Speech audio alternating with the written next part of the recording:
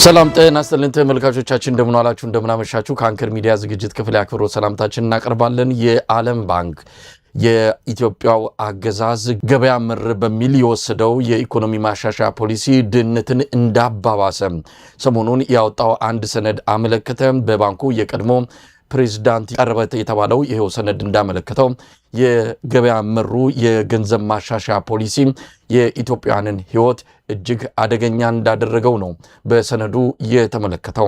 በኢትዮጵያ አንጻር የተለያዩ ሪፖርቶችም እየወጡ ነው። 92 ሚሊዮን የሚጠጋ የኢትዮጵያ ሕዝብ ከምግብ ጋር በተያያዘ ከፍተኛ አደጋ ውስጥ እንዳለ የተባበሩት መንግስታት ድርጅት ሪፖርት ያመለክታል።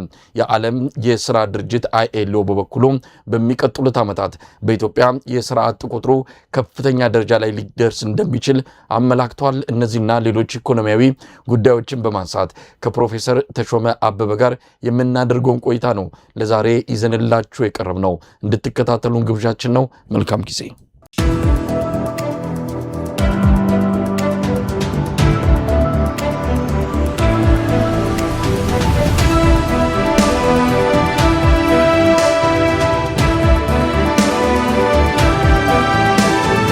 ጤና ይስጥልን ፕሮፌሰር ተሾመ።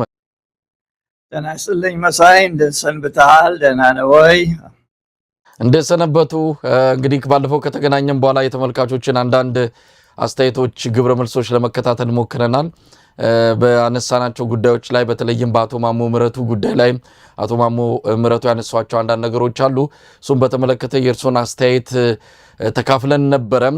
እንደዚሁም አብይ አህመድ በፓርላማ ቀርቦ የ27 ዓመቱን እኛ በአንድ ዓመት አሳካ ነው ብሎ የገለጸበትንም እንደዚሁ እነዚህ ሁለቱ ጉዳዮች ላይ ተመልካቾች አስተያየት የሰጡበት ሁኔታ ነው ያለውና እሱን ጨምሮ የምናነሳበት መርሃ ግብራችን ነው ዛሬ የተገናኘንበት። የዓለም ባንክ የገንዘብ ማሻሻያ ወይም ደግሞ ገበያ መር እንዲሆን የተደረገው የኢኮኖሚ ማሻሻያ መርሃ ግብር ከፍተኛ የድህነት አደጋ ኢትዮጵያ ላይ እንደደቀነ የገለጸበትን ሰነድ እንደዚሁ አውጥቷል።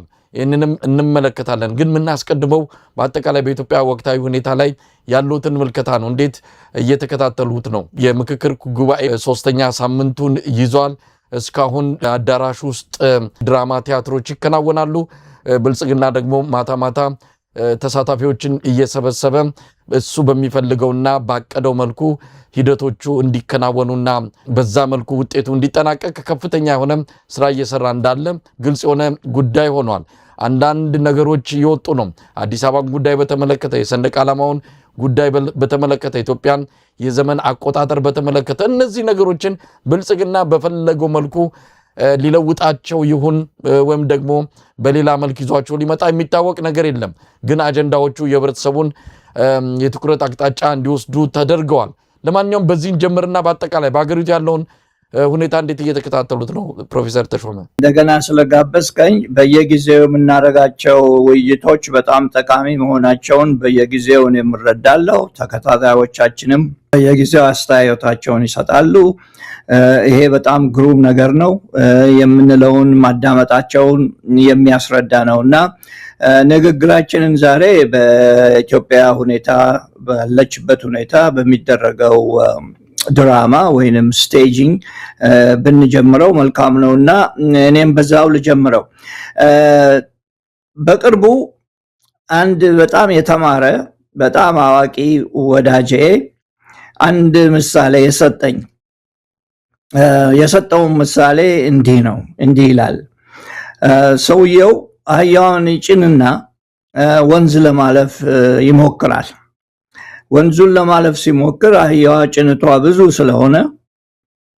ብዙ ስለነበረ ከበድ ያለ ስለነበረ እየሰመጠች መሄድ አቃታት፣ ማለፍ አቃታት እና ይህንን 2ም 3ም ከሞከረ በኋላ ራሱ ጭነቱን ይወስድና እሱ ራሱ ይሸከምና አህያዋ ላይ ወጥቶ በሂጂ ይላታል። አህያዋ አሁንም እንደቀድሞው ተሰምጣለች።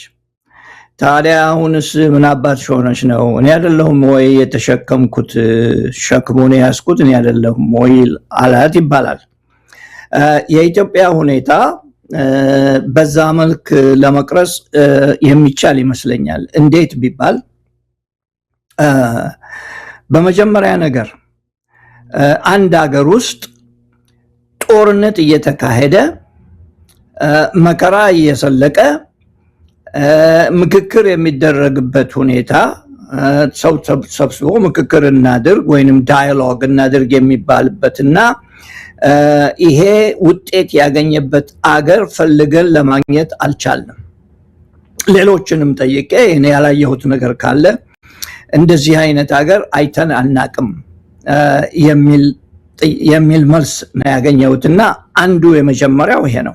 አምብሬላው መነሻው የተበላሸ ወይንም ደግሞ ያልተስተካከለ መሆኑን ለማወቅ በዚህ ለመረዳት ይቻላል። ሁለተኛ አንድ የፖለቲካ ፓርቲ የራሱን ካድሬዎች ሰብስቦ ከየቦታው ጠርቶ አምጥቶ አጀንዳ እሱ ያ ፓርቲ አውጥቶ አጀንዳ ብቻ ሳይሆን እየመራ ያንን የሚያካሄደው የራሱ ፓርቲ ሲሆን ከዚያም በላይ ደግሞ የቃለ ጉባኤ ጠባቂዎቹ በሙሉ የነሱ የፓርቲው ሰዎች ሲሆኑ ኢንዲፔንደንት ወይንም ደግሞ ገለልተኛ የሆነ አካል የሌለበት ምክክር ውጤቱ ምንም ጠቃሚ እንደማይሆን የሚገልጽ ሁኔታ ላይ ነው ያለነው። 1995 ዓመተ ምህረት እንደተደረገው አማራን ወደ ጎን ቁጭ አድርገው ሌሎችም ፓርቲዎች ለመግባት የሚችሉትን ወደ ጎን ቁጭ አድርገው የራሳቸውን ኮንስቲቲዩሽን የሰሩበት ሁኔታ ነው። ያ አሁንም እየተደገመ ልክ ያ እንደፈጠረው ችግር ይሄ ደግሞ የበለጠ ችግር እንደሚፈጥር ምንም ጥርጣሬ የለውም። ከዚያም በላይ ደግሞ የሚያስተምረው ትምህርት ይሄ ንግግር ምክክር የሚባለው ነገር የሚከሽ የማይሰራ ለወደፊትም የማይሆን አስተማሪ ነው። እሱ ነው። በሶስተኛ መንገድ ይሄ የታሰበውና የተደረገበት ምክንያት ክፍፍልን ለመፍጠር ችግሮችን የበለጠ ለማጋነን ወደፊት ከዚያም በላይ ደግሞ ነገሩ ካለቀ በኋላ ንግግሩም ምክክሩም የተደረገው በእነኚህ ጉዳዮች ላይ ነው። የተመከርነውም በዚህ ሁኔታ ነው እና የምናደርጋቸው እነኚህ የሚቀጥሉት ነገሮች ናቸው ብሎ የራሳቸውን አጀንዳ ለማስፈጸም ያስቀመጡት የሞከሩበት ሁኔታ ነው። ይሄን የማይገባው ኢትዮጵያዊ ካለ ችግር ውስጥ አለን ማለት ነው። እኛ ሁላችንም ችግር ውስጥ ነው ያለነው ማለት ነው። ኢትዮጵያ በሙሉ በችግር ውስጥ ነው ያለችው ማለት ነው። ከዚያም በላይ 4000 ሰዎች ተሰብስበው ካድሬዎች ልበለው በአብዛኛው ተሰብስበው ባይዘወይ ከዚህም የሄዱ አሉ ብዙዎች ከዚህም ተሳፍረው እዛ ይሄዱ አሉ። ብዙ አቋማቸውን የምናቀው የብልጽግና ፓርቲ ደጋፊዎች ሆኑ ከዚህ ተግዘው ኢትዮጵያ እንደገቡ ለምን እንደሄዱ ደግሞ እናቃለን። 4000 እነኚህን ሰብስቦ ከዚያም በላይ ደግሞ 3000 መሳይ ረዳቶች ተብለው አስገብተው ከ4000 በላይ ማለት ነው። ከዛም በላይ ደግሞ ይሁን ተብሎ 120 ካድሬ የራሳቸው የፓርቲው ካድሬዎች የቃለ ጉባኤ ያዦች እንዲሆኑ ተመርጠው አንተም እንዳልከው ማታ ማታ ድራማ እየተሰራ ቀን ይወሰድና እንደ ምክር እየተሰጠ ልክ አገር ፍቅር እንደሚደረግ ቲያትር የተስተናገደ ፕሮዳክሽን ነው እንጂ ይሄ በእውነት የኢትዮጵያን ችግሮች ለመፍታት ታቅዶ የተሰራ እውነተኛ የሆነ በአግላይ አካል የተመራ ምክክር አይደለምና ችግሮቹ የበለጠ እየተነከሩ እንደሚሄዱ ምንም ጥርጣሬ የለውም። ይህ ደግሞ ስለሆነ መሳይ ፋኖም ሆነ ሌሎች ተቀናቃኝ ኃይሎች ወይንም ኢትዮጵያን ወዳጅ ኃይሎች የሚሰሩትን ስራ ያቆማሉ ማለት አይደለም። እንዳውም ይሄ የተደረገበት ሌላ ምክንያቱ ለውጭ አገር ደጋፊዎች ወይንም ደግሞ የውጭ አገር መንግስታትን ለማባበል የተሰራ ድራማ ነው።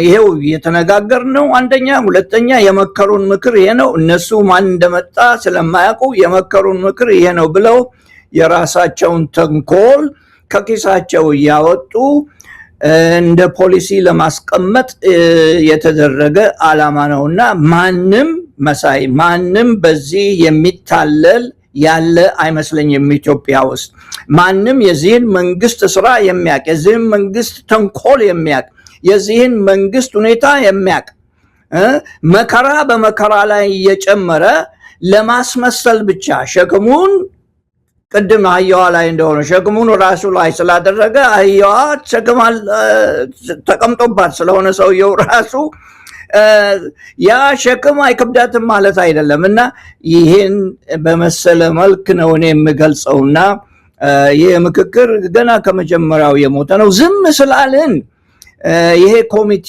የሚባለው ሲቋቋም ታስታውስ እንደሆነ ዝም ስላልን የተቀበልነው መስሎ ሊሆን ይችላል። ኢትዮጵያውያኖች የተቀበሉት አይመስለኝም። ማንኛውንም ይሄ መንግስት የሚያደርገው ነገር በሙሉ ማስቀመጥ ነው እንጂ መጨረስ አይችልም። አገርን ማስተዳደር አለመቻሉን የሚያሳይ ነው። ይሄ አገር ማስተዳደር አለመቻላቸውን በግልጽ ያስቀምጡበት ይሄ በምክክር የመጣ ዓላማ ያለው በአዲስ አበባ የሆነ በድሬዳዋ ይሁን በማንኛውም ይሁን ያስቀመጡት የተመከርነው ብለው ለማስቀመጥና የራሳቸውን ዓላማ ግብ ለማድረስ የተደረገ ስለሆነ ማንም ኢትዮጵያዊ በዚህ የሚታለል ያለ አይመስለኝም። በኔ አኳኋን በውጭ ያሉትም ይሄንን በደንብ እያዩት ያሉ ይመስለኛል። መሳይ ፕሮፌሰር ተሾመ ከውስጥ ያው መረጃ የሚልኩልን ወገኖች አሉ። አጠቃላይ ሁኔታው ድራማ ቲያትር እንደነበረ አብይ አህመድ መጪውን አዲስ መንግስት መሰርታለሁ ብሎ ለተዘጋጀበት ለሚቀጥሉት 5 ዓመታት በኢትዮጵያውያን ላይ ዳግም የጭቆናና የመከራ ቀንበር ለመጫን በሚዘጋጅበት በዚህ ወቅት ላይ እንደነዚህ አይነት ማደናገሪያ የሆኑ የህዝብን ፍላጎቶች የህዝብን ጥያቄዎች መነሻ አድርገን ነው ወደፊት የምንጓዘው የሚል ማደናገሪያና ማደንዘዣ ስለመሆኑ ብዙ ሰዎች ሲናገሩ ነበር። ያንን ነው እያየን ያለ ነው ሲባል የነበረው ነው አሁን በትክክልም በተግባር በጉባኤው አዳራሽ ውስጥ እየታያለው። ቀደም ሲል እኔ ማነሳውት እርሶም እንደገለጹት ቀን ቀን ጉባኤተኞች ይሳተፋል፣ ማታ ማታ የብልጽግና ሰዎች ተሰብስበው ደግሞ የሚቀጥለውን ቀን የውይይት አቅጣጫ ቅርጽ ያስይዙታል። በምን መልኩ መጠናቀቅ በምን መልኩ ሂደቱ መቀጠል አለበት የሚለው ማታ ማታ ብልጽግናዎች ተሰብስበው በሚወስኑት ነው። እንደተባለው 4000 ጉባኤተኛ በአሁን ሰዓትም በትክክል የተጠራውና የተጋበዘው አበል ተሰጥቶት በአዳራሹ መጀመሪያ ቀን የተገኘው ሳይሆን በኋላ ላይ የተቀየረ ሌሎች አዳዲስ ፊቶች እየመጡ አዳራሹን የኦሮሚያ ብልጽግና የኦህዴድ ሰዎች በከፍተኛ ደረጃ ይህንን ሂደት እየመሩ እንዳለ በግልጽ የሚታይ ጉዳይ ነው። ምንም አዲስ ነገር እንደማይመጣ ነው።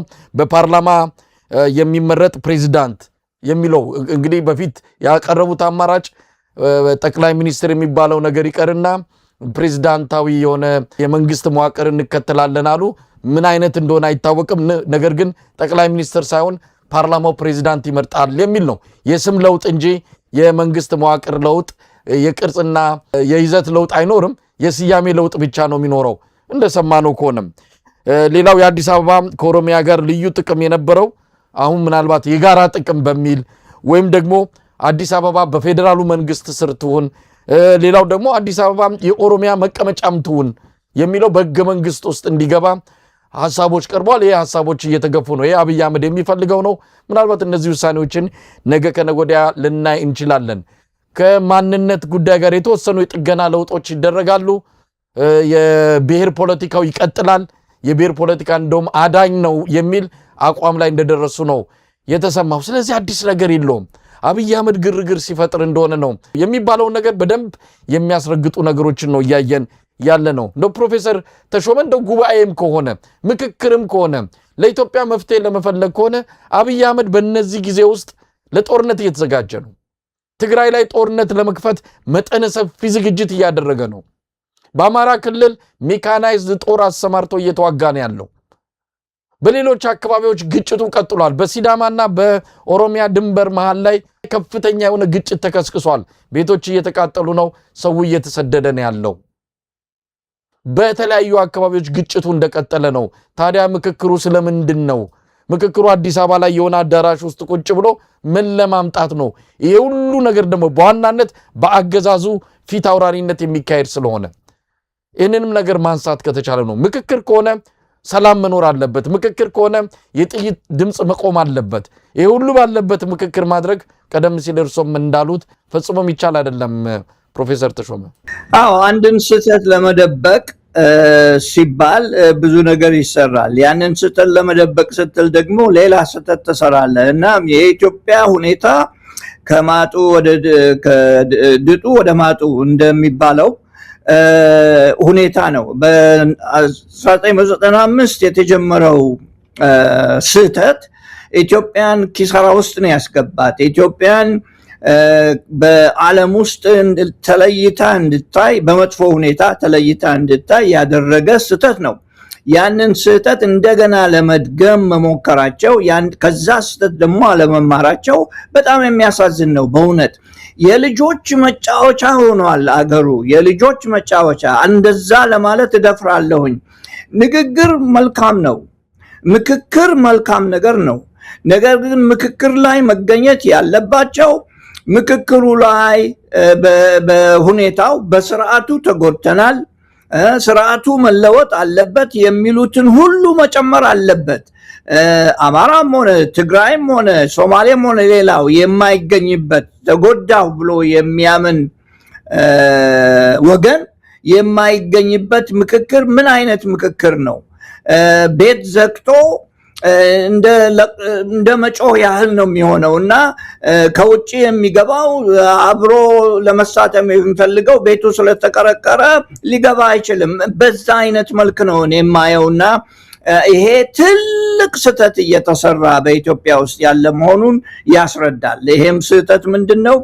ከእንግዲህ ወዲያ በምክክርና የኢትዮጵያን ችግሮች ለመፍታት የሚደረጉ ነገሮች በሙሉ በመልካም ሐሳብና በመልካም ድርጅቶች እንኳን ቢቀርቡ ተቀባይነት እንዳይኖራቸው የሚያደርግ ስራ ነው እየተሰራ ያለውና ኢትዮጵያ ውስጥ መሆን ያለበት በእኔ አስተሳሰብ፣ ይሄ የግል አስተሳሰቤ ነው፣ ስርዓቱ መለወጥ አለበት። ስርዓቱ ካልተለወጠ በስተቀር ከአንድ ችግር ወደ ሌላ ችግር ነው የምንሄደው። ሰውየውን ብንቀይረው፣ ሰዎቹን ብንቀይር ስርዓቱ ያው እስከሆነ ድረስ የኢትዮጵያ ችግር አይፈታም። ማሞ ምህረቱም ይህንን እየሰማ ነው በሄደበት ቦታ በሙሉ። ስለ ኢትዮጵያ የማያውቁ የኢትዮጵያን ነገር ግን ኢኮኖሚ የሚከታተሉ ይህንን እያሉ ነው ያሉትና እኛ ብቻ አይደለንም ይህንን የምንለው መሳይ፣ እኔ እና አንተ ብቻ አይደለንም። ሁሉም ይሄ እንዲገባው ያስፈልጋል። አንድ የጠቀስከው ነገር እኔ በእያንዳንዱ በስምንቱም አጀንዳ ላይ ለመሄድ አልፈልግም፣ ምክንያቱም ገና በውይይት ላይ ያሉ ነገሮች ስላሉ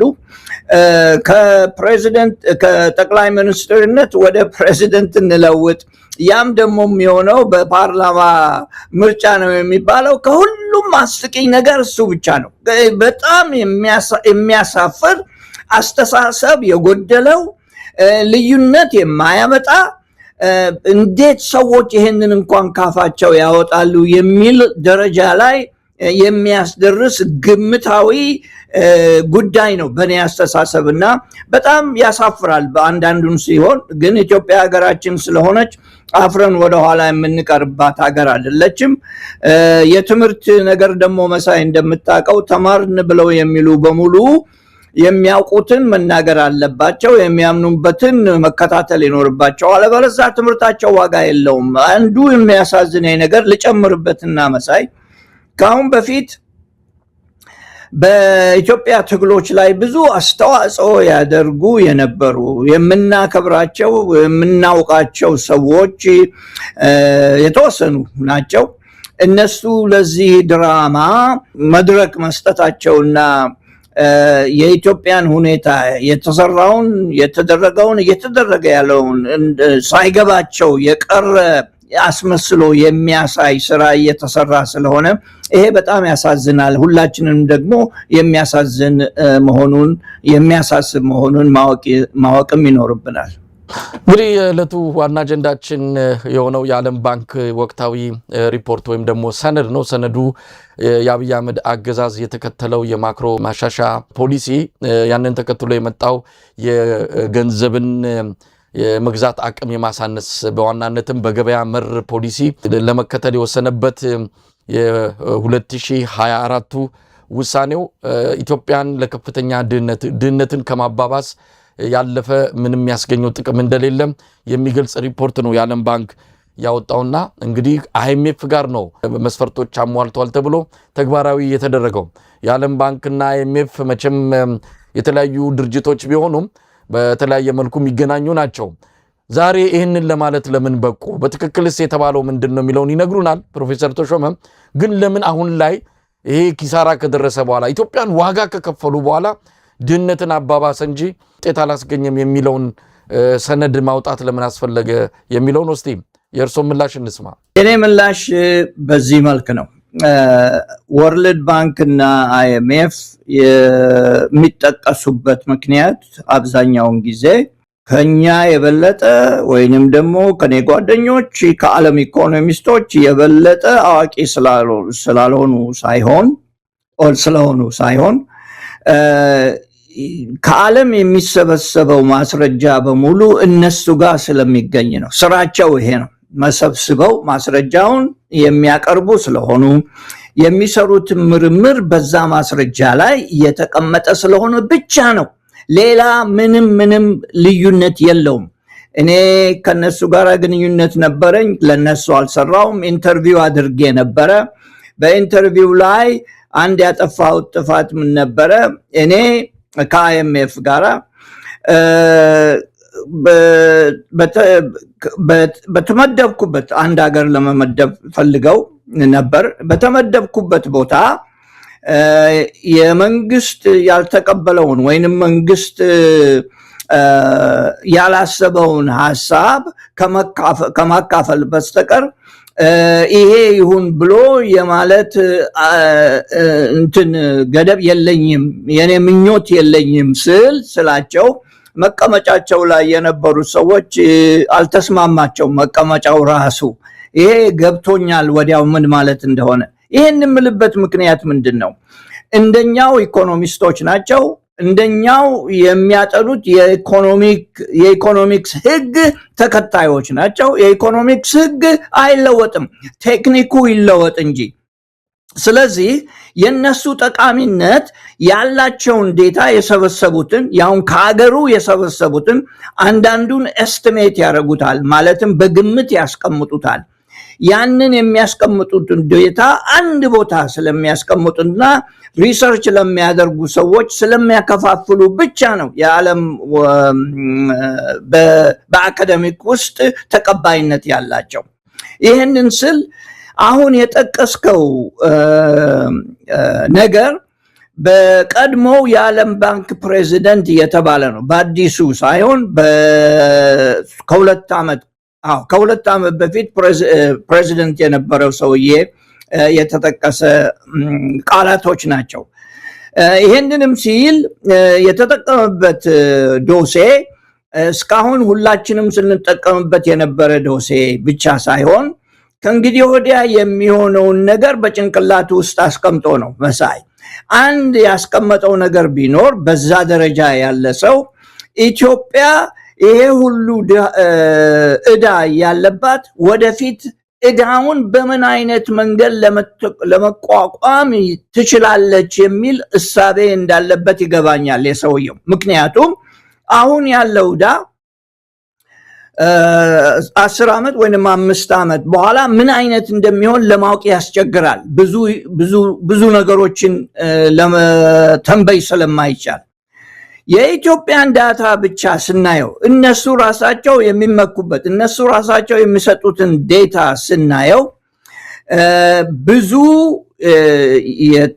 ችግሮች እንዳሉ ያሳያል። በመጀመሪያ በ2016 33% ድህነት እንደነበረ፣ በ2021 ያ ወደ ላይ ወደ 39% እንደደረሰ፣ ከዚያ ደግሞ በ2026 ወደ 43% እንደደረሰ፣ የሚያሳይ ይሄም ደግሞ በቀን በ3 ብር የሚተዳደር ገቢ ያለው ህዝብ እንዳለባት ይሄም ድህነት አሁን በልዩ ልዩ መንገድ ሲታይ የባለ ሀገር ድህነት 45% መሆኑን የከተማ ውስጥ ድህነት 15% መሆኑን የህፃናትና የወጣቶች ችግርና ድህነት 46% መሆኑን ከዚያም በአጠቃላይ ማንኛውንም ዘርፍ የያዘ ድህነት ሲባል multidimensional poverty የሚባለው ሲታይ 72% መድረሱ ኢኮኖሚስቶችን ይቅርና የባንኩን ፕሬዚደንትም ያስደነገጠው ነው። ይህንንም አስተያየት የተሰጠበት ምክንያት እናንተ ካሁን በፊት ስትረዱ ነበር አገሮችን በልዩ ልዩ መንገድ ጥቅም ካላገኙ ሀገሮች አንዷ ኢትዮጵያ ነች። ምን ሆነ? በምን አይነት መንገድ ነው ይሄ የመጣበት ሲባል ያንን ለመሸፈን ሰውየው አሁን የሆነውን አሁን ያለውን ነገር በግልጽ ተናግሮታል። የባንክ ፕሬዚደንት አይደለም፣ አሁን ሌላ ስራ እየሰራ ነው። በግልጽ የተናገረበት ሁኔታ ነው። ከአይኤምኤፍ ጋራ ከዓለም ባንክ ጋራ ተጣምረው የማክሮ ኢኮኖሚ ማሻሻል እናደርጋለን ብለው ይሄ ብልሽት ውስጥ እንደጨመራቸው ያ ብልሽት ደግሞ የዋጋ ንግረትን እንደፈጠረ ከዚያም በላይ ደግሞ የግል ገቢ የእያንዳንዱ ሰው የግል ገቢ ወይንም ኢንካም መሽቆልቆሉን መውረዱን ከዚያ በላይ ደግሞ የከተማ ኑሮ ውድ መሆኑን በግልጽ ለማሳየት የሞከረበት አስተያየትና አቀማመጥ ነው በሰውየው መልክ።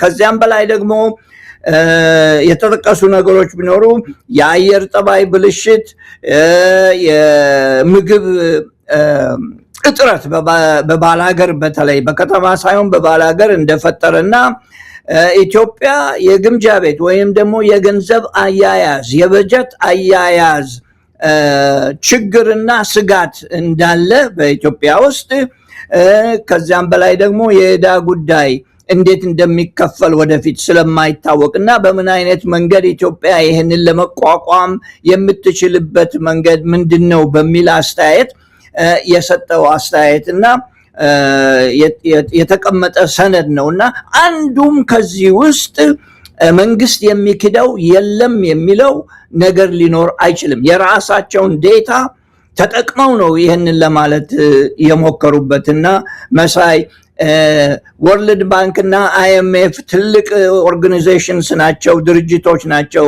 እንመናቸው ከተባለ እውነቱንም ሲነግሩን መናገር እና ማመንም ሊኖርብን ይችላል ያስፈልጋል ለማለት ፈልጌ ነው። ይሄ ነው እንግዲህ የኔ መልስ በዚህ በኩል። ፕሮፌሰር ተሾመ ይሄ የዓለም ባንክ ሰነድ አይደለም ወይም የአንድ የባንኩ የቀድሞ ፕሬዚዳንት አቋም ነው ወይስ ይሄ በባንኩ ውስጥ የታመነበት ጉዳይ ነው? ይሄ ኢትዮጵያ ያደረገችው የፖሊሲ ለውጥ ድህነትን አባብሷል የሚለው አቋም ባንኩ የደረሰበት ድምዳሜ አይደለም ማለት ነው? የሰውየው አስተያየት ነው።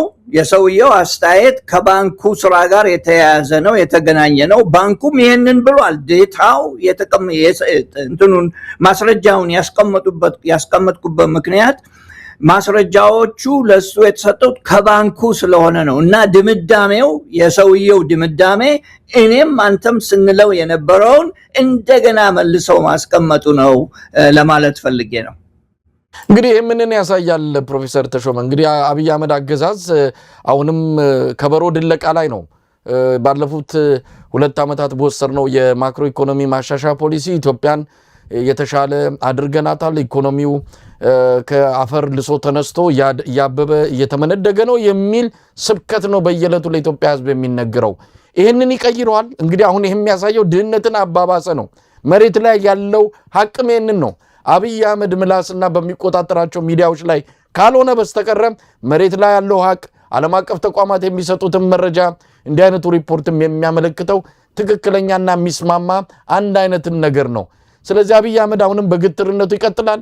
አሁንም አድገናል የለም በቃ ተቀበሉ በልጽገናል ኢትዮጵያውያን ኑሯቸው እየተቀየረ ነው የሚለውን ትርክታውንም ይቀጥልበታል ወይስ ምላሽ ይሰጣል? በዚህ ላይ ምን እንደሚያደርግ ለመተንበይ ያስቸግራል። የእሱ አስተሳሰብ በየጊዜው የሚለዋወጥ ስለሆነ፣ ነገር ግን ያለው ማስረጃ ይሄንን እኛና አንተ የባንኩም ሰዎች እንደደመደሙት የማይለወጥ ነው። እሱ የሚለው እንደ ሀገር መሪ ምናልባትም አንዳንድ ጊዜ ለአንዳንድ ሰዎች ውሸት ይፈቀድ ይሆናል፣ ወይንም ደግሞ አንዳንድ የሚያወሩትን ውሸት ችላ የምንልበት ጊዜ ሊኖር ይችላል። የገባበት ማጥ ከባድ ስለሆነ ከማጡ ውስጥ ለመውጣት በጣም የተፍጨረጨረ ነው።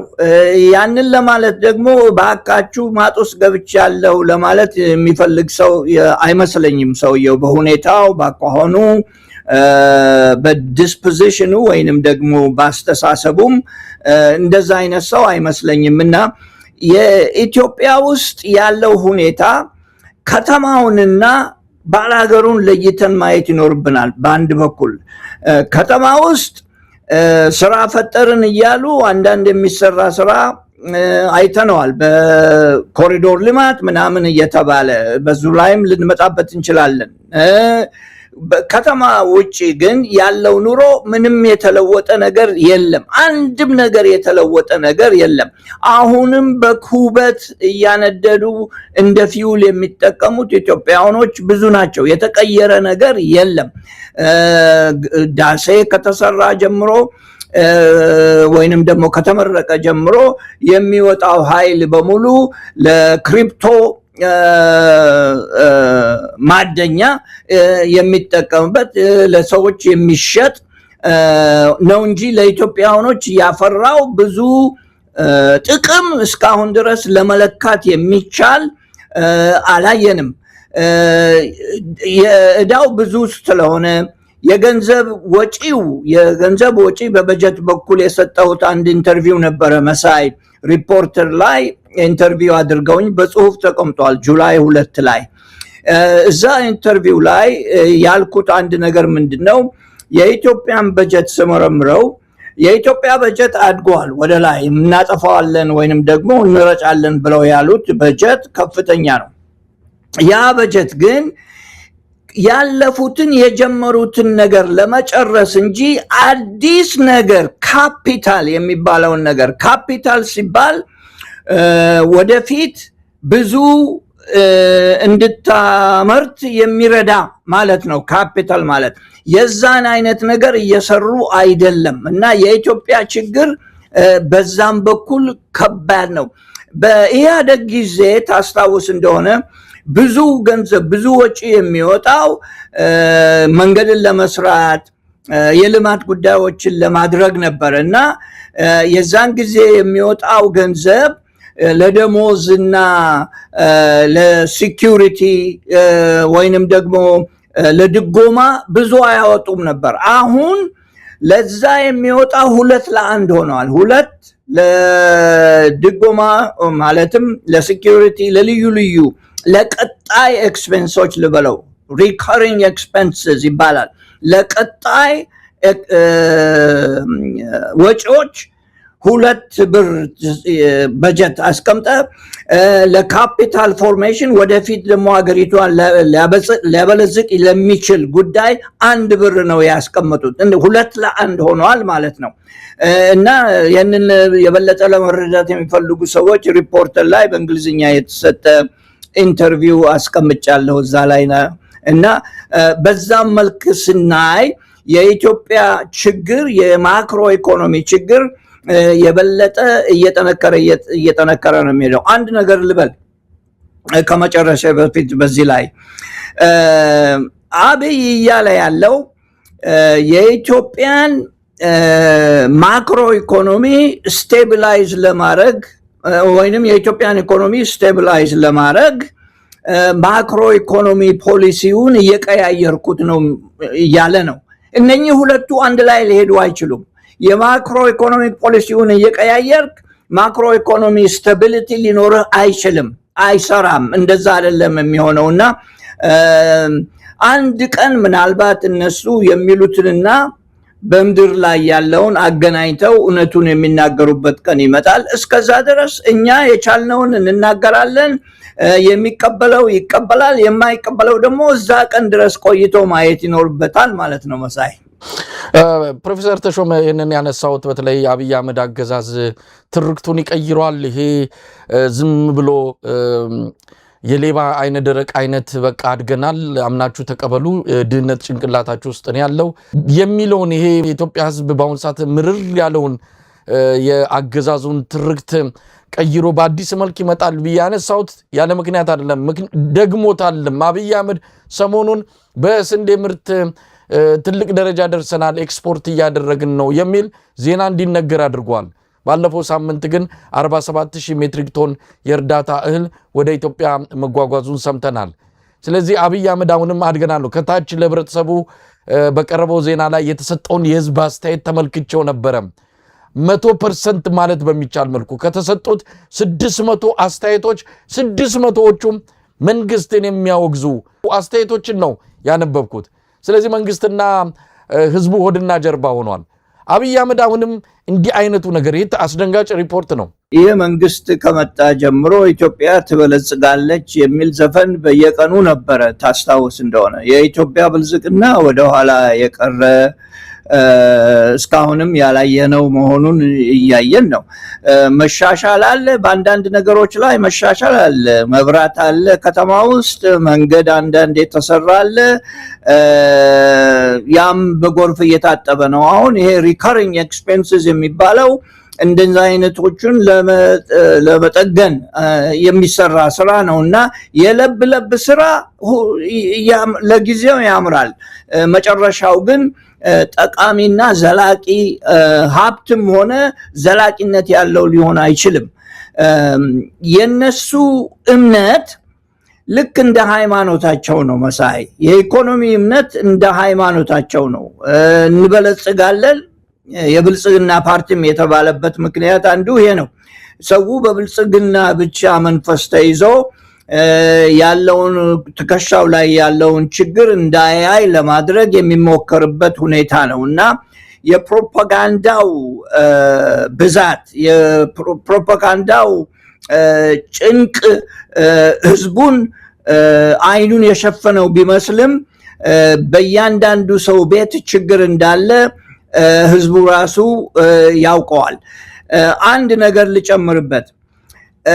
እያንዳንዱ ኢትዮጵያዊ ከተማም ይኑር ባላገር ይኑር ነገ ምሳ ለመግዛት ነገ ምግብ ለመግዛት በቂ ገንዘብ አለኝ ወይ ብሎ ሲያስብ፣ እያንዳንዱ መኪና ነጂ ነገ ለቤንዚን የሚያወጣው ገንዘብ ወይንም ደግሞ ለዲዝል የሚያወጣው ገንዘብ አለኝ ወይ ብሎ ማሰብ ሲጀምር፣ እያንዳንዱ የአባትና እናት ነገ ልጆቻችንን ትምህርት ቤት ሲሄዱ ምሳ አብረን ምንልከው ወይንም ደግሞ የሚገዙበት አለ ገንዘብ አለን ወይ ብሎ ሲያስብ፣ እያንዳንዱ ሰው ለጤና ነገ ብታመም ማን ይከፍልልኛል ያለኝስ ገንዘብ በቂ ነው ብሎ ሲያስብ፣ እነኚህ ችግሮች ለዘላለም ይጠፋሉ ከቤተሰብ ሳይሆን ከመጠን በላይ የህዝብን ጭንቅላት የያዙ በመሆናቸው የኢትዮጵያ ኢኮኖሚ አለማደጉን የኢትዮጵያ ኢኮኖሚ ወደ ድህነት እየወረደ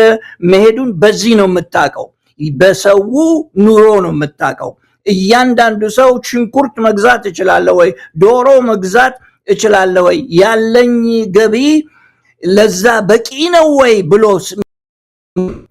እኔ ከተማ ወጥቼ ግሮሰሪ ሄጄ እንቁላል ለመግዛት ገንዘብ በቂ አለኝ ወይ በቂ አለኝ ወይ ብዬ ሳስብ፣ ኪራይ የምከፍለው በቂ አለኝ ወይ ብዬ ሳስብ ያ ችግር ውስጥ እንደገባው የሚያሳይ ነውና በየቤቱ ብትሄድ ይሄ ሁሉ ችግር አለ።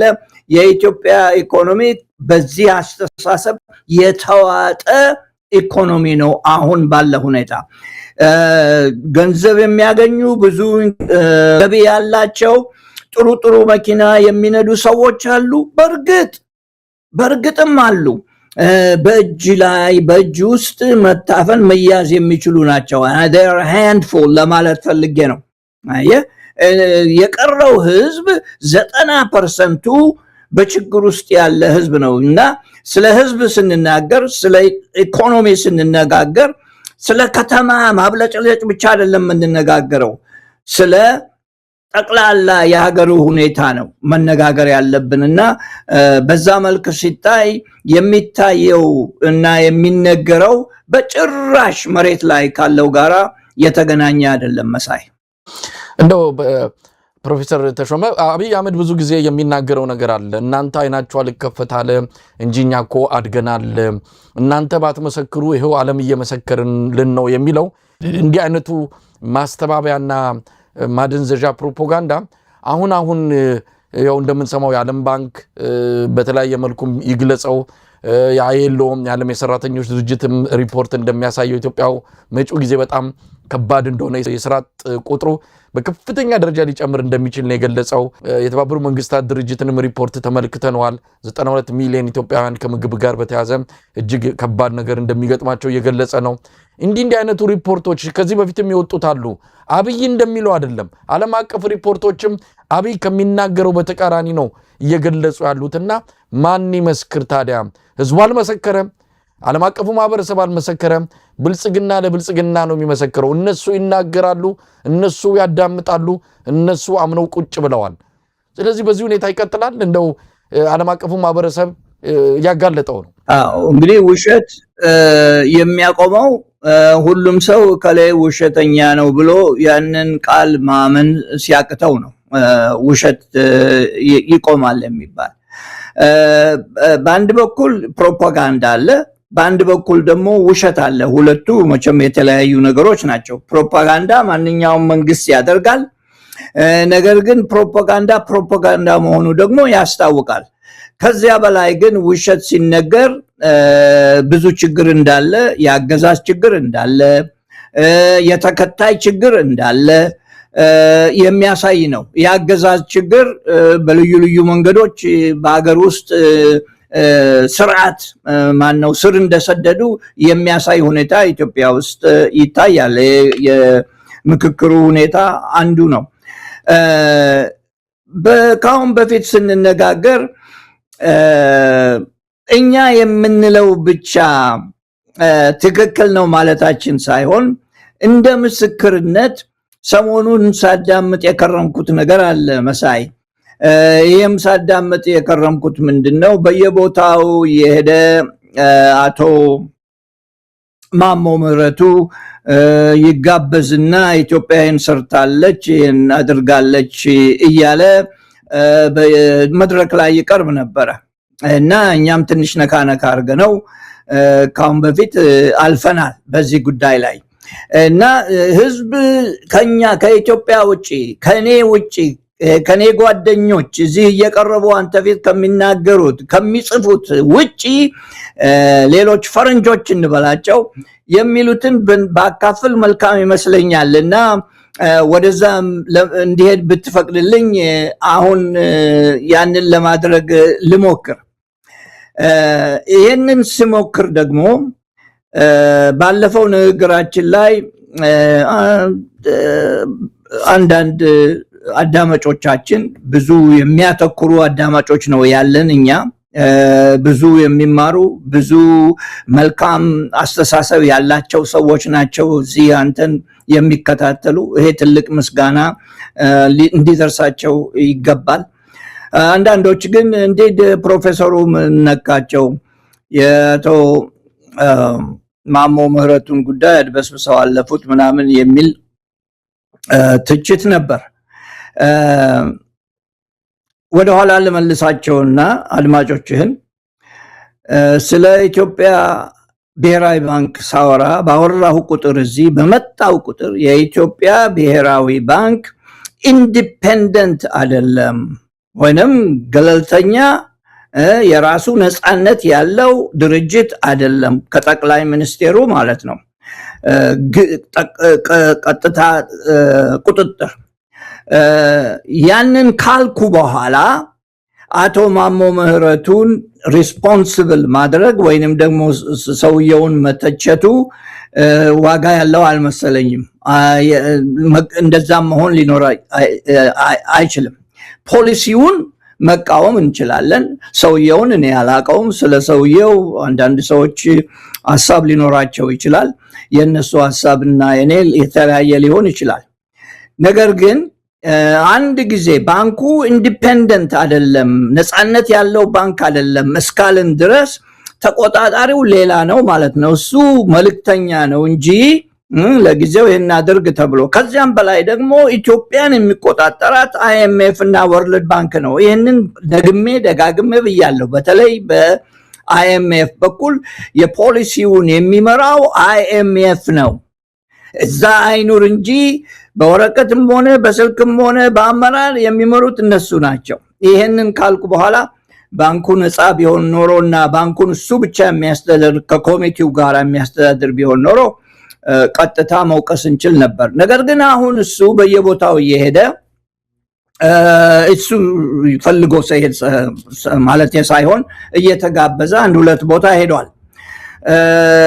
በዛ ላይ ንግግር እንደ ፓነል ዲስከሽን ወይንም ከሌሎችም ጋር ሆኖ ዲስከሽን መልስ ጥያቄና መልስ ውስጥ ሲገባ መግለጫ ሲሰጥ የሚያደርጋቸው ነገሮች አሉ። የሰራነው ስራ አንደኛ በደንብ ተዘጋጅተን፣ ሁለተኛ ቅደም ተከተሉን በደንብ አስተካክለን፣ ሶስተኛ በደንብ ኮኦርዲኔትድ አድርገን የገንዘብ ሚኒስቴር፣ የባንኮች፣ የጠቅላይ ሚኒስቴሩ ቢሮ ተወካይ ያለው ጠቅላይ ሚኒስቴሩ እዛ የሚቀመጥ ባይደው ይሄንን እኔ አላወኩም ነበር በፊት።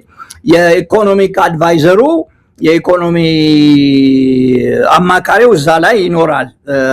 ግን ያ ቀጥታ ጠቅላይ ሚኒስትሩ እንደሚቆጣጠረው የሚያሳይ ነው እና በአራተኛ መንገድ ደግሞ በደንብ አድርገን ማኔጅ አድርገነዋል ብሎ ይናገራል በሄደበት ቦታ በሙሉ። በመጨረሻም በአምስተኛ ደረጃ በደንብ አድርገን ኮሚዩኒኬት አድርገናል ለህዝቡ በየጊዜው የሚሆነውን ነገር ኮሚዩኒኬት አድርገናል ብሎ ይናገራል። እና ትችቱ ግን ከአካደሚክስ መንግስት ባለስልጣኖች ከሚሳተፉ በሙሉ ብዙ ትችት አለው። ከትችቱ ጥቂቶቹን ላስቀምጥና አንደኛው እናንተ ኢትዮጵያ ውስጥ ያላችሁ ኢትዮጵያውያኖች የገንዘብ አያያዝ የበጀት አያያዝ ችግር እንዳለባችሁ የተረዳችሁ አይመስለንም። ይሄ ባለበት ቦታ ሰክሰስፉል ልትሆኑ አትችሉም የሚል አስተያየት።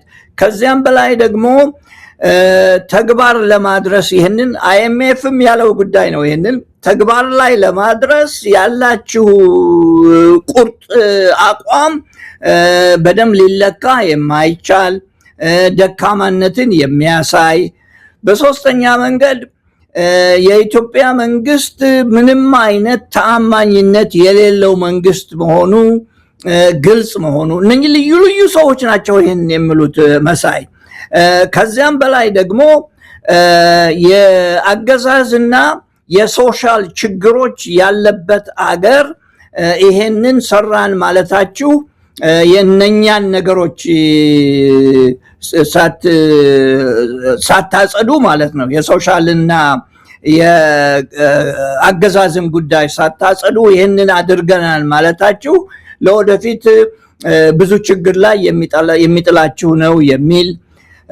ከዚያም በላይ ደግሞ ዲስፕሊን የሌለው አገዛዝ ነው የኢትዮጵያ አገዛዝ እና በዲስፕሊን በሌለው አገዛዝ ላይ ማክሮ ኢኮኖሚ ማሻሻያ ለማድረግ ጊዜያዊ ቢሆንም ለወደፊት ጠቃሚነቱ የተወሰነ ነው የሚል አስተያየት። ከዚያም በላይ ደግሞ ኢትዮጵያ ብዙ እንደምናያት ኢትዮጵያ ብዙ ግብ ታስቀምጣለች። ይሄን እናረጋለን ይሄን አንዱም ግን ሲፈጸም አይተነው አናቅም። ብዙ የማስፈጸም ድካም አለባችሁ የሚል አስተያየት።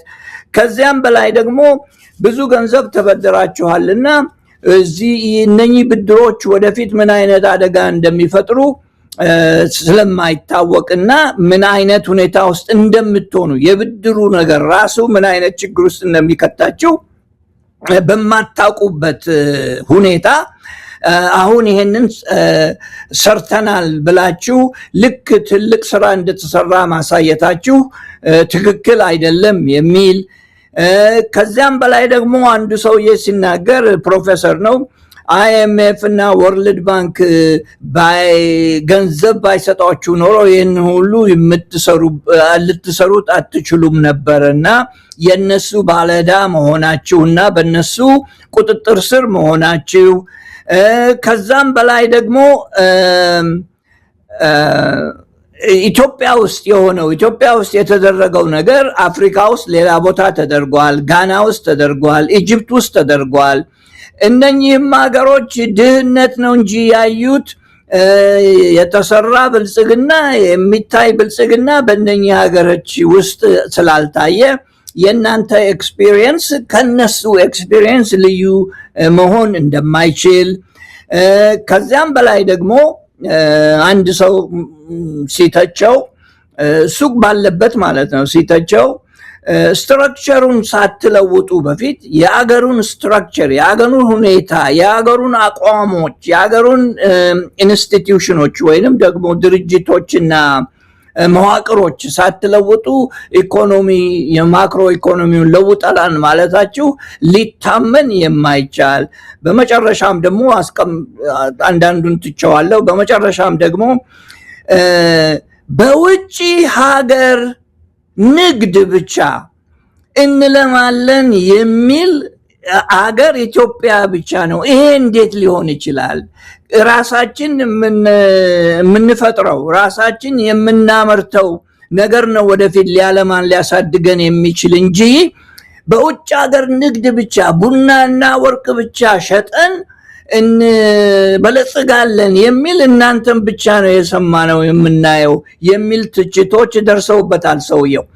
እኔ ከምተቸውና የኔ ገለልተኛ አይደለም ብለው ለሚያምኑ ሰዎች እነኚህ ማስረጃዎች በቂ ናቸው ለማለት ፈልጌ ነው። መሳይ በጣም ነው ማመሰግነው ፕሮፌሰር ተሾመ። ባለፈው በቀረበው መርሃ ግብራችን ላይ እንደዚሁ የህዝብ አስተያየት ቀርቧል። ያው በአብዛኛው ጊዜ በቂ የሆነ ትምህርትና መረጃ ከእርሶ ማብራሪያ እንደሚያገኙ ተመልካቾች ይገልጻሉ። በአንዳንዶች ላይ የተወሰነ አስተያየት ሊሰጡበት ይችላሉ። ባለፈው ካቀረብነው ላይ በተለይ የአብይ አህመድ የፓርላማ ሪፖርትን መነሻ አድርገን ጂዲፒው ነው መሰለኝ ሲገልጸው እኛ በአንድ ዓመት አሳክተኗል ያለውን እርሶ ሲመልሱት ሊሆን ይችላል ብለው በገለጹት ላይ ያው ሰው እንደየ ፖለቲካ አመለካከቱ ነው እንደየ ስሜቱ ነው። አንዳንድ ጊዜ ስሜት ደግሞ እውነት እንኳን ቢሆን ካለው ቁጭት ሀገሪቱ ላይ አብይ አህመድ እየፈጸመ ካለው መጠነ ሰፊ ቀውስ አንጻር የአብይ አህመድን ምንም ነገር መስማት የማይፈልግ ሰው ሊሰጥ የሚችለው አስተያየት ነው ብሎም መውሰድ ይቻላል። ለማንኛውም እንደዚህ አይነት አስተያየቶች ይመጣሉ ይሄዳሉ። ያው እርሶ መረጃ ነው የሚሰጡን፣ ሙያዊ በሆነ መልኩ ማብራሪያ ነው የሚያካፍሉንና በዚህ አንጻር መታየት ያለበት ይመስለኛል። ምናልባት እዚህ ላይ የሚሉት ነገር አለ? አይ ከአዲስ አበባ ወደ ቢሾፍቱ ወይንም አዳማ ናዝሬት ለመሄድ ድሮኔ ወጣት ሆኜ እንጃ 2 ሰዓት ገደማ ነው መሰለኝ የነዳን ስንሄድ የሚፈጀው። ከዛም ያነሰ ሊሆን ይችላል ረስቸዋለሁ። አሁን ግን በኤክስፕሬስ ሌኑ በተወሰኑ ደቂቃዎች መድረስ ይቻላል። ይሄ ታዲያ ሰዓታት የሚፈጀውን በደቂቃ ሰሩ ማለት አይደለም። ይህንንም በዚህም በኩል እንዲታይ ያስፈልጋል። ቴክኖሎጂ ሲኖር ብዙውን ነገር ቀላል እኮ ያደርገዋል። ቴክኖሎጂ ካለ 2 ሰው ይሰራ የነበረውን አንድ ሰው በግማሽ ሰዓት ወይም በግማሽ ቀን ሊሰራው ይችላል። አንድ ምሳሌ ልስጥ። አፍሪካ ውስጥ በሄድኩ ቁጥር ቴሌፎን ለማቆም ቴሌፎን እንጨት ምሰሶ ለማቆም 10-15 ሰው ያውም እየዘፈነ ሆ እያለ 1 ቀን ሙሉ ይፈጅበታል።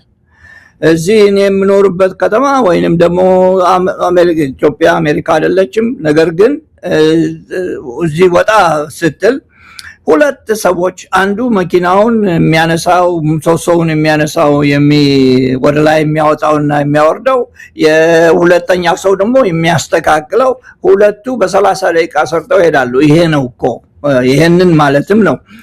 ቴክኖሎጂ ሲኖር እንደዚህ ሊደረግ ይችላልና ነገሩን እንደዚሁ ዝም ብለን መወርወር አስፈላጊ አይመስለኝም። ይሁን እንጂ አስተያየቶች ናቸው።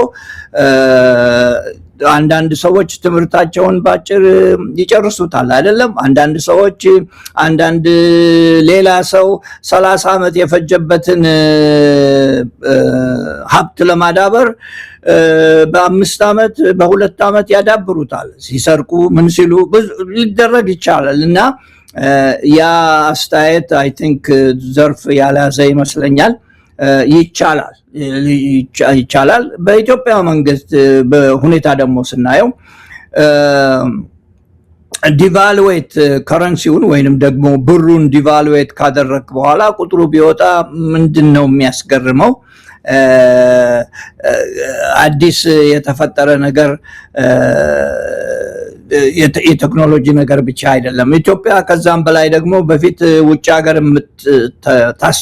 ታሳትመው የነበረው እንግሊዝ ሀገር ሲታተም የነበረው ብር ማሌዥያ ሄዷል። አሁን ከዛ ደግሞ ኢትዮጵያ ውስጥ ራሳችን እናትመው ብለው አስቀምጠዋል። እዛው ኢትዮጵያ ውስጥ እንዲታተም ብለው ወስነዋል። ይሄ ሁሉ ፕሮግረስ ነው አይደለም? በአጭር ብዙ ጊዜ ይወስድ የነበረው በአጭር ጊዜ ሊሰራ ይቻላል ማለት ነው። ስለዚህ አንዱ የቴክኖሎጂ የኤአይ ጥቅም ብዙ ጊዜ የሚፈጀውን አጠር ባለ ጊዜ ለመስራት ነው። አለበለዚያማ ምኑን ከ1940 ዓመተ ምህረት ምን ተሻለ? አሁን በጤና በኩል በጤና በኩል ሲታይ ድሮ ኤክስሬይ ተብሎ ራጂ ይባል ነበረ። በዛ ተብሎ 1 ወር 2 ወር እንትኑን ጥናቱን ለማግኘት ወይንም ደግሞ መልሱን ለማግኘት ይፈጅ ነበረ። አሁን በ30 ደቂቃ ውስጥ ሰውነታችሁ ውስጥ ሰው ውስጥ ገብተው ወዲያው የሚታይ ነገር ወዲያው ማየት ይችላሉ። ይሄ ቴክኖሎጂ ስራ። ስለዚህ ይቻላል፣ በአጠቃላይ ይቻላል። ፕሮፌሰር ተሾመ ምናልባት እዚህ ላይ የተወሰነ ሐሳብ ለመስጠት ነው። አብይ አህመድ ያንን የቴክኖሎጂን በረከት ቴክኖሎጂ ያመጣውን ስኬት ለራሱ ወስዶት በሱ ጥረትና በሱ ትጋት ቁርጠኝነት የመጣ አድርጎ መግለጹ ነው እንጂ ይሄ ነገር ሊሆን እንደሚችል አሁን እዚህ ባለንበት ሀገር አሜሪካ 7 ዓመት ይፈጁ የነበሩ ትምህርቶች 5 ዓመት ይፈጁ የነበሩ ትምህርቶች በ3 ወርና በግማሽ ሴሚስተር ኮርሶች እየተጠናቀቁ እኮ ነው ያሉት። ነገሮች በጣም እየተቀላጠፉ ነው ያሉት። ይህንን መቀበል አቅቶት ሁሉ ነገር ለራሱ ነጥቡን እየሰጠ እኔን አመስግኑኝ እኔ ከሌለው ሁሉ ነገር ይጨልማል አይነት አስተሳሰብ ስለያዘው ከዛ በመነጨ መልኩ ስለተናገረው ነው ሰው ልክ አይደለም አብይ ልክ ሊሆን አይችልም ብለው አስተያየት ሲሰጡ የነበሩት። ለማንኛውም ፕሮፌሰር ተሾመ መነሻችን የዓለም ባንክ ያወጣው ወይም ደግሞ በዓለም ባንክ የቀድሞ ፕሬዝዳንት የወጣው ሰነድ ነው። ሰነዱ በዋናነት የኢትዮጵያ ብር የመግዛት አቅም መላሸቁን ተከትሎ ወይም ደግሞ ገንዘቡ በገበያ መር እንዲመራ ማድረጋቸው ድህነትን አባብሷል ሲባል ያንን ተከትሎ የመጡ ታክሶች፣ ግብሮች አሉ። ህዝቡ እየተማረረ ነው። በየዕለቱ የምንሰማው ነገር በጣም ስሜትን የሚጎዳ ነው። ሰው ከቁጥጥር ውጭ ወጥቶበታል። ኃይሌ ገብረስላሴ አስተያየት አለ። ኃይሌ ገብረስላሴ ከዚሁ ከታክስ ከግብር ጋር የተገናኘ ነው። እንደው ያዳምጡት። የመንግስት ሰዎች ይሄ የተባለው ከ2 ዓመት በፊት ነው ይላሉ። እንደውም ከ2 ዓመት በፊት ይሄ ከተባለ አሁንማ የከፋ ነው፣ አሁን የደረስንበት ደግሞ ከዚህም የከፋ ነው የሚያስብል ነው። እስቲ ኃይሌን እንስማው። ፕሮፌሰር ተሾመ አንዳንድ ጊዜ ሰዎች ሄደው ውጪ ድረስ ሄደው ማጥናት መቻል አለባቸው። እኔ የፕሮፐርቲ ታክስ ጉዳይ አሁን ከተነሳ በጣም ብዙ ለሀገሪቷም የማይጠቅም ነገር ብዬ ነው የማስበው። ምክንያቱም እኔ በዝቶብኛል ፕሮፐርቲ ታክስ ከፍል የነበረው 20 ምናምን ሺህ 30 ምናምን ሺህ አሁን በሚሊዮን ደረጃ ስትጠየቅ በ2 በ3 ሚሊዮን ስትጠየቅ ወጥምንት ምንድነው የሚያመጣው? አሁን እኔ ልሽጥም ብል ህንጻውን የሚገዛኝ የለም። ያም እንደኔው ችግር ውስጥ ሊገባ ነው። ልሽጥ ደግሞ ስትል ምንድነው ስም ማዛወሪያም ሌላ ሆኗል አሉ ታሪኩ። እና አሁን ብዙ አልሚዎች በአሁኑ ሰዓት ስታክ አድርገዋል ይመስለኛል፣ እየሸጡ አይደለም። ይሄ ነገር እንደው አንድ ሰው ስራ ከመስራቱ በፊት ፖሊሲ is the most important part ነው። አንተ ጠዋት ማታ የምትቀይረው ነገር መሆን የለበትም። ፖሊሲ ስትቀይር በዛ እንትን ውስጥ ያሉ ብዙ ሰዎች ዳሜጅ የሚያደርጉ ኦፍ ኮርስ አድቫንቴጅ የሚጠቀሙ አሉ፣ የስ ይኖራሉ፣ ግን በጣም ጥቂቶች ናቸው። በአብዛኛው ግን ፖሊሲ አንተ ኳልኩሌት አድርገህ ነው የምትመጣ። ለሚቀጥሉት 10 ዓመት 20 ዓመት ብለህ ትመጣና የሆነ ዓመት ላይ የሆነ ሳምባዲ መጥቶ ፖሊስ እንዲቀርጫለሁ ብሎ ሲልክ ሁሉ ነገር ይጠፋል። ፕሮፌሰር ተሾመ ምናልባት ይሄን ከ2 ዓመት በፊት የተናገረው ነው ብለው ያገዛዙ አንዳንድ አካላት ማስተባበያ ሊሰጡ መጥተዋል። እንዴ ምን ማለት ነው? 2 ዓመት በፊትማ ይሄ ምሬት ካለ አሁን ስም የሌለው አይነቱ የበዛ የግብር አይነት መጥቶማ ኃይሌ ምን ሊናገር ይችላል? ከዚህ በላይ የከፋ ነገር ነው እንግዲህ እየገጠመው ያለው ብለን እንድንደመድም ነው የሚያደርገው። ሆነም ቀረም የዛሬ 2 ዓመት የሚሆን አሁን እንዲህ አይነት ምሬት አለም። ከዚህ በፊት ኃይሌ ገብረስላሴ እኛም ምን ተፍረት ይዞን ተፋፍረን ነው እንጂ ድህነት እኛም ቤት ገብቷል ብሎ የተናገረውን አስታውሳለሁ።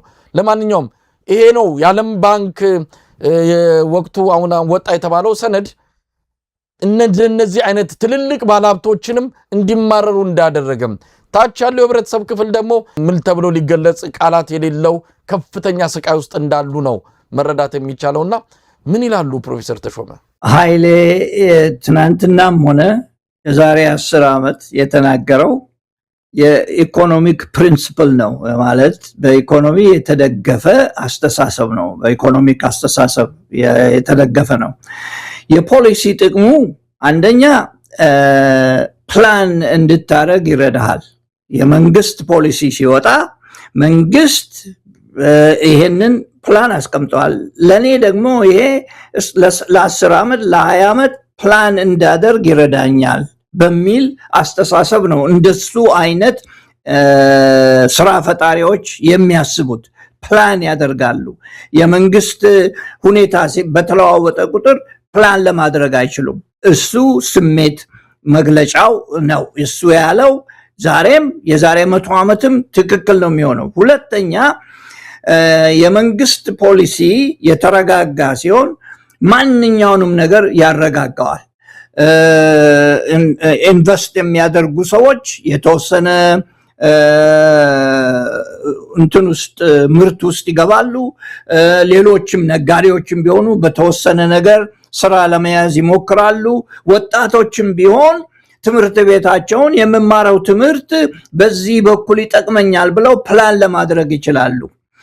ይሄ በሚለዋወጥበት ሁኔታ ታክስ በሚበዛበት ሁኔታ አንድ ያልጠቀስኩት ነገር ቅድም አቶ ማሞ ምህረቱ ሲያዳምጥ የሰማሁት ወይንም ደግሞ ሲተች የነበረው ታክስ ሰብስባችሁ አውጥታችሁ በዓለም ውስጥ ከፍተኛ ታክስ እያደረጋችሁ ነው። አሁን ታክስ ከፋዩን ብቻ ሳይሆን ታክስ የሚከፍለውን ተሸካሚውን አህያ እንኳን ይገድላል የሚል አስተያየት ነው ያለው። እና ማንን ነው ይሄ ታክስ እየበዛ ሲሄድ የሚገድለው? ስራ ፈጣሪዎቹን፣ ኢንቨስት የሚያደርጉትን፣ እንደ ኃይሌ አይነቶቹን፣ አዲስ ስራ ለመክፈት የሚፈልጉትን እነሱን ሁሉ የሚገድል ወይንም ደግሞ በጣም አላማቸውን የሚያስተጓጉል ስለሆነ እኔ እናንተ ደግሞ ከ15 ከ16 በላይ የሆኑ ታክሶች በየጊዜው መንግስት የሚሰበስበውን በዚህ ፕሮግራም ላይ አስቀምጠናል። ከዚያም በላይ ደግሞ አሁን የበለጠ ያንን ፐርሰንቴጁን ወደ ላይ ለማድረግ ከ8 ወደ 9 ወደ 10 IMF ደግሞ 12% ድረስ ወደ ላይ ከፍ ማድረግ አለባችሁ በጂዲፒ ማለት ነው።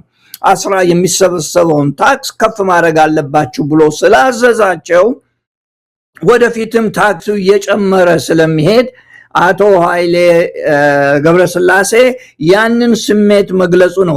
የዛሬ 2 ዓመት የሚሆን የዛሬ 3 ዓመት የዛሬ 10 ዓመት እሱ ያለው ነገር ትክክል ነው የሚሆነው። መሳይ ትክክል ነው፣ እውነት ነው።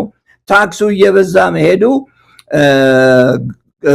ባለደሞዝተኛውን ብቻ አይደለም የሚጎዳው፣ ስራ ፈጣሪውንም ስራ ለመፍጠር የሚሰሩትን አላማ እያቀያየረ ብዙ ይጎዳቸዋል። አዎ እርግጥ ነው እያንዳንዱ ስራ ፈጣሪ የተወሰነ ትርፍ ማግኘት አለበት። ትርፍ ካላገኘ ወደፊት ሊያለማ አይችልም። ኢትዮጵያ ውስጥ የተለመደው ግን ያችን ትርፍ ወስዶ ሌላ ቦታ ማስቀመጥ ነው። ለዚህ ነው የበለጠ ቢዝነስ ወይንም ደግሞ ድርጅቶች የማይፈጠሩበት ምክንያት። በባንክም ሁሉ ይሄ ይታያል። ሼር ሆልደሮቹ ምንድነው የሚያደርጉት? ያለችውን ትርፍ ሙጥጥ አድርገው ያወጧታል። ያንን ከማድረግ ባንኩ ላይ እንደገና መልሰው አስቀምጠው እንዲሰፋ እንዲያድርግ የሚያደርጉበት መንገድ የለም። ለምን? የታክስ ጉዳይ ስላለ። አየህ፣ ትርፍ ሲገኝ ሁለት ነገር ነው የምታደርገው በታክሱ በትርፉ። አንዱ ወደ ኪስ ትወስዷለህ፣ ሁለተኛ ወደ ስራ ታስቀምጥበታለህ፣ ትፈጥርበታለህ፣ ወይንም ድርጅትን ታስፋፋበታለህ። እና አቶ ኃይሌ እየተናገረ ያለው ያንን ይመስለኛል። እና የኢትዮጵያ ታክስ በጣም ከፍ እያለ ነው። ታክስ ከፍ ማለቱ ብቻ ትልቅ ስህተት አይደለም። ነገር ግን ገቢ በሌለበት ሀገር፣ ገቢው በዛው መጠን የማያድግበት ሀገር ታክሱን እየጨመርክ ስትሄድ የበለጠ ችግር ነው የምትፈጥረው። እና ተሸካሚ የሆነውን እንጨት ወይንም ደግሞ ትልቁን ዛፍ ፍሬ የሚያፈራውን እንደገደልከው ነው የሚቆጠረው። ታክስ ብዙ እያበዛ ስትሄድ። ከዚህ ጋር የተገናኘ አንድ ነገር ልጨምርበት መሳይ። በኢትዮጵያ ውስጥ አሁን ጠቅላይ ሚኒስትሩም ሆነ ደጋፊዎቻቸው ያሉት አዳዲስ ቢዝነሶች እየመጡ ነው፣ አዳዲስ ቢዝነሶች እየፈጠር ነው፣ ወጣቱ ቢዝነስ እየፈጠረ ነው የሚል ነገር ወጣቱን ለማወላወል የሚመች አይነት አነጋገር እየተናገሩ ናቸው። ፍቀድልኝና በዚህ ላይ በኢትዮጵያ ውስጥ አዳዲስ ቢዝነሶች ብለው የሚፈጥሯቸው ድሮም ነበረ። አንተም ይሄን ታውቀዋለህ። በኢህአደግ ጊዜ የነበረ ነው። ቆርቆሮ ሰርተ ወይንም ደግሞ ማማሳያ ሰርተ የምትሸጠው ምናምን እንደዚህ የራስን ስራ የመፍጠር ሁኔታ። ጥቃቅንና አነስተኛ ይባል ነበር ፕሮፌሰር ተሾመ። ያኔ ጥቃቅንና አነስተኛ ወጣቶችን አደራጅቶ ቢዝነስ እንዲጀምሩ ይደረጋል። አሁን ስሙን ቀየር አድርገው ቴክኖሎጂ ትንሽ አስገብተው ተመሳሳይ ነገር ነው ይዘው የመጡት። ለመረዳት የቻልኩት ያንን ነው። አዎ ትክክል ነህ። አሁን ወደ ቴክኖሎጂ ቀየረው እነሱ። በቃ ቴክኖሎጂ ነው ሁሉ ነገር። አሁን ቴክኖሎጂ ሊያበላህ ይችላል፣ አፈርም ሊያበላህ ይችላል፣ ምግብ ሊያበላህ ይችላል፣ አፈርም ሊያበላህ ይችላል። እና ከባድ ነገር ነው። ይሁን እንጂ አንድ ነገር ሼር ለማድረግ እፈልጋለሁ ለአድማጮች፣ ምናልባት ይሄ ጠቃሚ ስለሚሆናቸው። እርግጥ ነው ቢዝነሶች እየተጀመሩ ነው። ትንሽ ቢዝነሶች እየተጀመሩ ነው። እኔ አዲስ አበባ በሄድኩ ጊዜ ምንድነው የምትሰራው? አይ ቢዝነስ አለኝ። ምን አይነት ቢዝነስ ነው ያለኝ? እንደዚህ አይነት ቢዝነስ ነው ያለኝ። ስንት ሰው አለ? አይ አንድ ሰው ነው ሰራተኛ ያለኝ፣ ሴክሬታሪ ነች ይላል። ሴክሬታሪ ያለኝ ቢሮ ትቀመጣለች ወይንም ይቀመጣል፣ እሱ ስራ አለኝ ብሎ ይናገራል ማለት ነው ሰውየው። እንደዚህ አይነት በቴክኖሎጂ ደግሞ የተመሩ አሉ። ሁሉንም ሳይሆን አብዛኛው ግን እንደዚህ አይነት ቢዝነሶች ቢጀመሩም 75% በአንድ አመት ውስጥ ይወድቃል። 75% ከመቶው 75ቱ በአንድ አመት ውስጥ የለም። ምክንያቱም ብዙ ነው። በአፍሪካ ደረጃ ሲታይ ይሄ የኢትዮጵያ 75% ወዳቂ ነው በአመት ውስጥ። በአፍሪካ ደረጃ 54% ወዳቂ ነው በአመት ውስጥ። በዓለም ውስጥ ደግሞ አቨሬጁን ስናይ ለማወዳደር ያህል ይጠቅማል ብዬ ነው 90% ወዳቂ ነው እንደዚህ አይነት ቢዝነስ ሲጀመር። ኬንያ የተሻለ ደረጃ አላት። ኬንያ 24% ብቻ ነው የሚወድቅበት። ለምን ቢባል ኢትዮጵያ ውስጥ 75%ቱ ለምንድን ነው የሚወድቀው በአመት ውስጥ ድራሹ የሚጠፋበት ምክንያት? አንደኛ የካፒታል ችግር አለ። ካፒታል የሚሰጣቸው የለም። እንደዚህ አይነት ቢዝነስ ይጀምሩና ለወሬ ይመቻል፣ ጉራ ለመንፋት ይመቻል፣ ነገር ግን ካፒታል የለውም። ይሄ አንድ ችግር አለባቸው። ሁለተኛ ካፒታል ብቻ ሳይሆን ባይ ዘ ዌይ ካሽ ፍሎውን ያበላሹታል። ካሽ ፍሎው ማኔጅ መደረግ አለበት። ካሽ ፍሎ በአንድ በኩል ይመጣል። ያ ማኔጅ ሆኖ ነው በደንብ ቢዝነስ ሊኖር የሚችለውና ምስ ማኔጅ ያደርጉታል።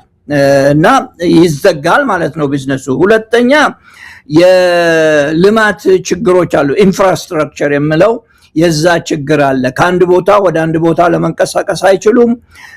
ቀጠሮ ይዘው አንድ ቦታ ለመሄድ አይችሉም። ከአንድ ስቴት ወደ ሌላ ስቴት ማለትም ከአንድ ክልል ወደ ሌላ ክልል ሄደው ቢዝነሳቸውን ለማስፋፋት ወይንም ደግሞ አዲስ ቢዝነስ ለመለምለም አይችሉም። ይሄ ችግር ነው ኢትዮጵያ ውስጥ። ይሄ በደንብ የተመዘገበ ችግር ነው። በሶስተኛ በኩል ሬጉሌሽን ወይንም ደግሞ ስርዓቶች፣ የመንግስት ስርዓቶች ማሟላት ብዙ ጊዜ ይፈጃል። ብዙ ችግር አለ። በዚህ ላይ የጉቦ ጉዳይ አለ። እነኝህን በሙሉ ሲያሟሉ በአመት ውስጥ ተደፍነው ይሄዳሉ ማለት ነው። ምንም ስራ ፕሮዲውስ ወይንም ማምረት የሚችሉት ነገር ስለሌለ።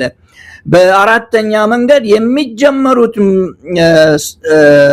አዳዲስ ቢዝነሶች ወይንም ድርጅቶች በሙሉ ዲማንድ የላቸው፣ ማርኬት የላቸው፣ ወይንም ደግሞ ፈላጊ የሌላቸው ናቸው። ፈላጊ የሌላቸው። የድህነት ችግር ይሄ ነው መሳይ። ድህነት ኮምፓውንድድ የሆነ የሚሄድበት ምክንያት ምንድነው? አንተ ጥሩ ምርት ብታመርት፣ ጥሩ ዕቃ ብትፈጥር የሚገዛው ሰው ከሌለ፣ የሚገዛው ሰው ደግሞ ገቢ ከሌለው ስለማይገዛው አንተም ትወድማለህ ማለት ነው። እና የኢትዮጵያ ችግር ሰርኩላር ነው። አንዱ ችግር አለ፣ ሌላውን ችግር ይፈጥራል፣ ያ ችግር ሌላ ይፈጥራል። እንደዛ ነው እና ብዙዎቹ በአመት ውስጥ ወዲያው ይወድማሉ። አስፈላጊ ከሆነና ኢንተረስት ካለ ወይንም ደግሞ ፍላጎት ካለ ሌሎች ስታቲስቲክስ መስጠት ይችላለሁ። በዚሁ ግን ሐሳቡን ባቆመው መልካም ይመስለኛል።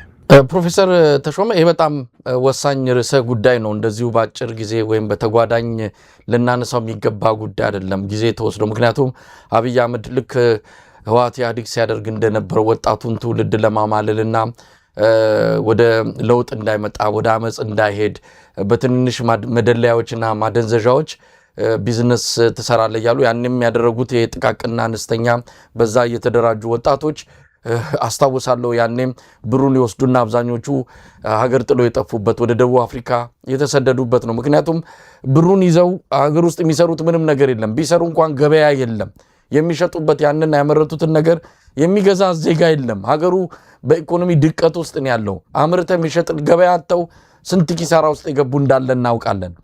ስለዚህ አዋጭ አይደለም። ገንዘቡ መገኘቱ ብቻ ሳይሆን ያንን ገንዘብ ለመመለስ ስራው አለ ወይ ነው፣ የሚሸምት የሚገዛ አለ ወይ የሚለው ነገር ሳይጠና ዝም ብሎ በደመነፍስ የወጣቱን ጥያቄ የወጣቱን ስሜት ለማብረድና ወደ አደባባይ እንዳይወጣ የሚደረግ ስትራቴጂ ነው። አሁንም ስታርታፕ ብሎ አብይ አህመድ ቴክኖሎጂን አምጥቶ ወጣቱን ለማማለል የሚያደርገው ነገርም ብዙ ጥናት ያልተደረገበት ይኸው እየሰማን ነው።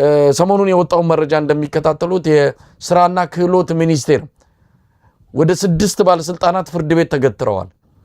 ከወጣቱ ስራ እናስገኝላቸዋለን እያሉ በአመት የሆነ ገንዘብ እየከፈሉ ገንዘቡን ሰብስበው ስራ አስገኘን እያሉ የመጣውን ብር ሁሉ ለግል ጥቅማቸው የተካፈሉ የስራና ክህሎት ሚኒስትሯን ጨምሮ አሁን ጥያቄ ውስጥ ናቸው ነው እየተባለ ያለው፣ ወይዘሮ ሙፈሪያት ካሚል ጭምር።